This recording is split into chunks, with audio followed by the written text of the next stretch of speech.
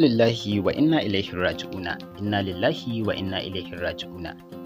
Allah ya yi wa Nura Mustapha Waye rasuwa, daraktan shirin fim ɗin Izzar So.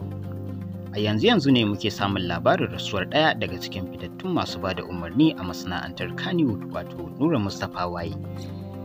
Nura Mustapha ya kasance shine daraktan fitaccen shirin nan mai dogon zango Izzar So, wanda fitaccen jarumin Kannywood Lawan Ahmad yake shiryawa, a yayin da shi kuma yake bada umarni. Shafin Kannywood Exclusive su ne suka wallafa sanarwar rasuwar tashi a shafin nasu na Facebook. Kuma za a yi jana'izarsa da misalin karfe 11 na safiyar yau a gidan shi da ke a Goron Dutse Primary School. A gaskiya masana'antar Kannywood ta yi babban rashi, domin rasuwarsa ta matukar da hankalin jaruman Kannywood, musamman ma makusantan shi wanda suke gabatar da shirin na Izzar So. A ƙarshe muna masa addu'a Allah ya ji kanshi da rahama, kuma idan tamu ta zo ya samu cika da imani. Muna roƙon Allah ya sada shi da Annabi Muhammad sallallahu alaihi wasallam. Amin.